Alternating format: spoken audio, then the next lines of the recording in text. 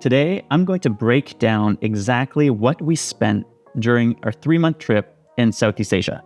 I'm going to start right with the conclusion to just show you right off the bat the total we spent. And then throughout this video, I'm going to break it down so you have a full idea. If we look at the total numbers after 91 days in Southeast Asia, we spent a total of $18,172.79. I was traveling with my partner, Noemi. So per person, this came to $9,086. And so per day, as the title suggests, we're at under $100 Canadian or $99.85. My name is Nick. I'm a photographer, speaker, and entrepreneur. And on this channel, I speak about stuff that I'm passionate about organization, and tips and tricks to help you live a better life. For the last couple of months, we've been traveling. We're on the tail end of our trip right now, currently in Paris. But in today's video, I wanted to dive into the first 3 months of our trip, where we solely focused on Southeast Asia. So I made a spreadsheet to really break down all the expenses per country for amount of time we were there and a per diem to give you an idea of how much this costed us, as a lot of people were following along our trip on Instagram, to give you an idea if you wanted to do something similar, how much this might cost you. So a few considerations starting off. One, this is just a 3-month snapshot of our whole 6-month trip. So the starting costs will be divided over the 6 months, but here I'm going to concentrate it as if it was just for 3 months. Second of all, since we're 2 people traveling, some expenses like motorcycle rental or a hotel room is divided by 2, which makes it more accessible versus a solo traveler. And we're relatively cheap overall. So even though $18,000 might seem like a lot of money, for 2 people, when you break it down, it came to a budget that we were personally comfortable with. All right, so let's kick it off. If we dive into the spreadsheet, we kicked off our trip on October 31st, 2024 in Vietnam. Vietnam ended up costing us a total of $4,700. I'll round out the numbers instead of breaking it down to the cent every time. Coming to a daily average of just under $200 or $196. This is actually skewed mainly because of the flight to the country. So we had a direct flight from our hometown in Montreal, which led the flight to Vietnam to be the most expensive. You'll see that for each country, we have the dates, which then tells us how many days were spent in each country's, a general average of how much it costs for transportation, accommodation, food on average, and activities. But then further down on the spreadsheet, I break down by what was the most expensive activities that we'll get into in a moment, and then just other expenses that came up to mind, mostly activities that we did. So Vietnam, first thing I want to mention, was by far the cheapest country we visited. Although here it seems more expensive, once again, it's skewed because of the flight to the country. If we actually remove that number, it'd come to $116 per day for the both of us, coming to under $60 each. So depending if you're planning a trip like this and you're leaving from a place closer than Montreal to Vietnam, it might be cheaper. And once again, for us, we're breaking this down, this flight to Vietnam, over the whole cost of 6 months, which breaks it down even more. So within the country, generally hotels were very cheap. We started off with hostels, but by buying 2 bunk beds in a hostel, we quickly realized it was cheaper just getting a hotel room. On average, it was $13 to $30. So very, very cheap for a decent budget hotel room. Once again, we're not staying in anything close to luxurious, but it was very decent and acceptable, except sometimes it was very, very cheap. But, you get what you get. But overall, the most expensive things other than that was we went on a cool boat in Cat Ba, Cat Ba is similar to the, not Ha Giang Loop, Halong Bay. So similar to Halong Bay, but it's a bit more affordable, less touristic, which was an amazing day on a big catamaran, beautiful. That cost us $80. And at the beginning of the trip, we thought was a lot, but still pretty accessible. We did a 3-day motorbike trip where we were each riding on the back of a motorcycle. That came to $500 for the both of us, including accommodation and food. We did a cooking class that was $70 each. So those were like maybe the most expensive stuff we did. So in relative terms, once again, still quite accessible. And then other expenses we had were like the War Museum, the Kuchi tunnels. We went to visit the caves in Ninh Binh. Once again, main cost coming to be accommodation, flight there. But overall, our per diem was relatively low. Next off, after 24 days in Vietnam, we went to Cambodia. Cambodia costing us a total of $1,593. So a bit more expensive than Vietnam on a per diem. If we, once again, remove the flight from Vietnam. Spent 11 days there. Pretty accessible. The most expensive thing here we spent was participating in a half marathon last minute that came to $200 for the both of us. Our pass to going to Angkor Wat, $180 for the both of us, and then $70 each for a cooking class.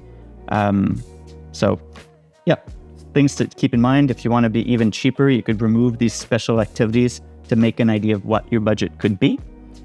In Thailand, then we were there for 26 days, a total of $3,200. So daily average of 124. By the way, there's a line here of percentage per day. We have a total budget of $50,000 for the trip, which breaks down to $250 per day. And I was just trying to keep track to make sure we don't go over our daily budget overall to be able to respect that budget. In Thailand, we did a spa day and yoga, so that came to $150. We rented a motorbike for a week. That came to $200. So once again, pretty minor expensive in the grand scheme of things. But for us on a day-to-day, when we were taking out $200, we felt like it was quite considerable. But then when we look back at it overall, it's relatively, very doable. Thai massage for $15. I felt it was like a luxury expense. Now thinking back at it, when you're paying a massage $80, $90 in Montreal, well, $15 a massage is actually a hell of a good deal. In Malaysia, we were just there for 8 days.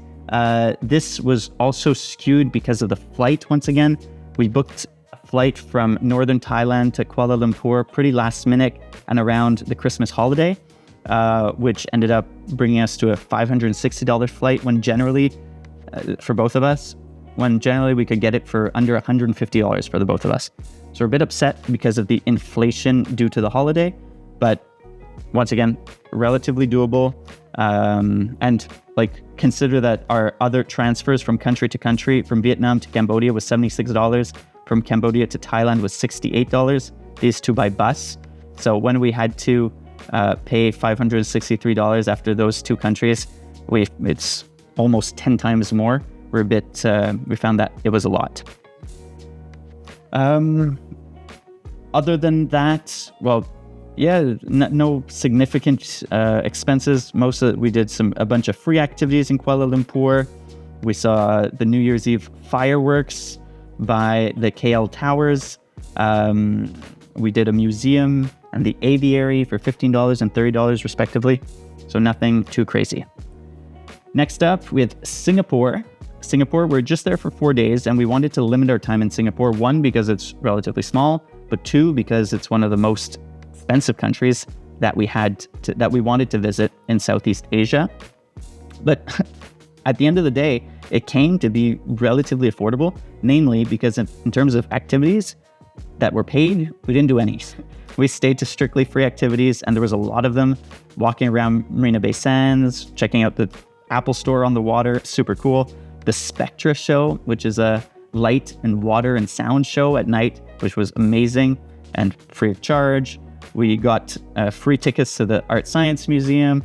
We went to the National Gallery of Singapore, which you could also go and check out exhibits for free, just walking around Chinatown.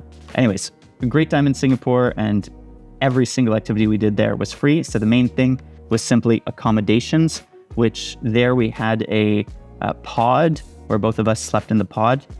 Came in to $64 a night. So you can see it's by far our most expensive accommodation, but still $64 for 2 people. I think that is still doable. $64 a person or for both? I'm forgetting. I think it might be actually for both. And we were paying $120 a night. That actually makes more sense. But yeah, other than that, food, we were pretty cheap.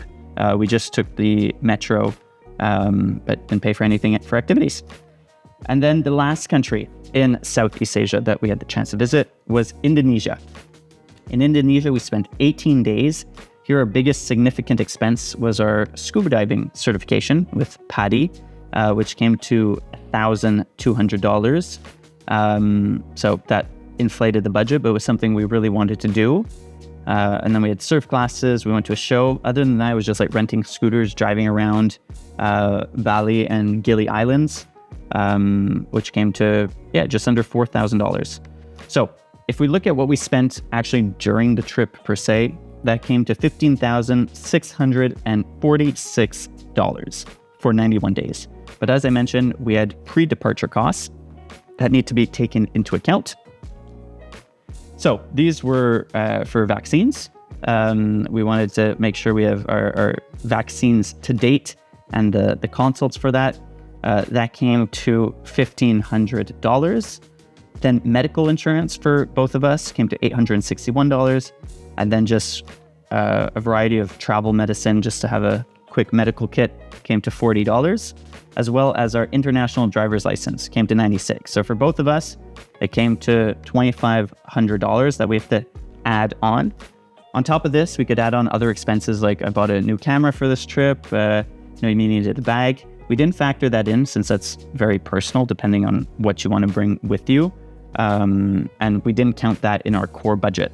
So if we come back to how I started off this video, that brings us to a total of $18,172 or $99.85 each. Just to recap, this is based off of just the first 50% of our trip. I'll do another video after to talk about the trip as a whole, because after Southeast Asia, we went to New Zealand for 40 days, living in a camper van. Then we went to Japan for 2 weeks. We went to Korea for a week. And now we're spending about a month in Europe. So I'll give a full recap to show within our $50,000 budget how we did over those 6 months. But at least this gives you an idea on the first part of the trip of Southeast Asia. That is one of the most affordable places to travel to in the world right now. It's a place that we absolutely enjoyed.